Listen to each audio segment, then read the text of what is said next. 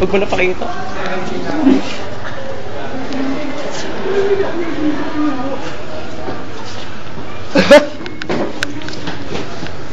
Babasahin mo yan? Gago doon.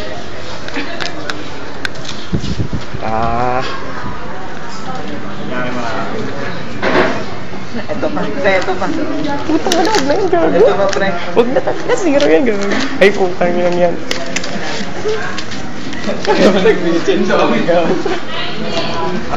English yung isa.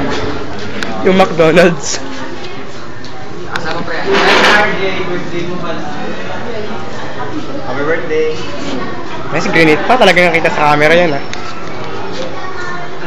Sabi mo, mag-report ako.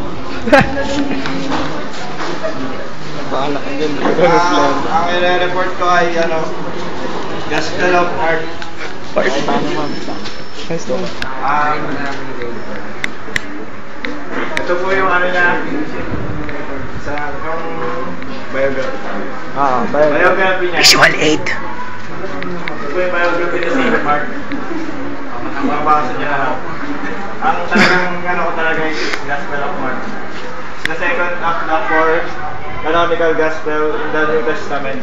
And was probably the first of the three synoptic Gospels. Hindi nag-iba yung mukha ang puta. To be written. It was written anonymously but has been traditionally ascribed to Mark the Evangelist. The Gospel narrates the life of Jesus of Nazareth. X plus Y. From his baptism by John the Baptist to the resurrection. Oh.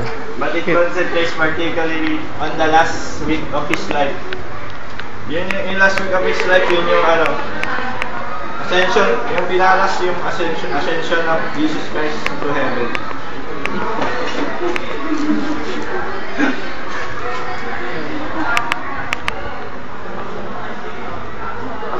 His swift narrative portrays Jesus as a heroic man of action, an exorcist, a healer and a miracle worker.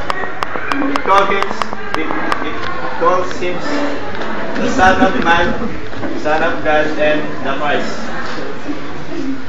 Two important themes of Mark are the messianic secret and the obtuseness of the disciples. Yung content ng Gospel of Mark. Pag meron, tama yung tama. Tignan ko sa harap. It's rolling. Yung content ko ng Gospel of Mark. Nakita ko kasi English ang puta. Yung unang Galilean ministry.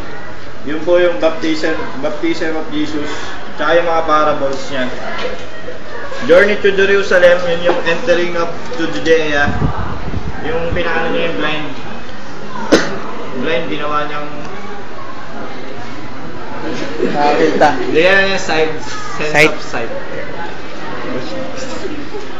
Sabay po, yung events in Jerusalem, yun yung pinalas na yung entering to Jerusalem tsaka yung ascension of Jesus. Okay na po. Tatanungin niyo yung fish day ito.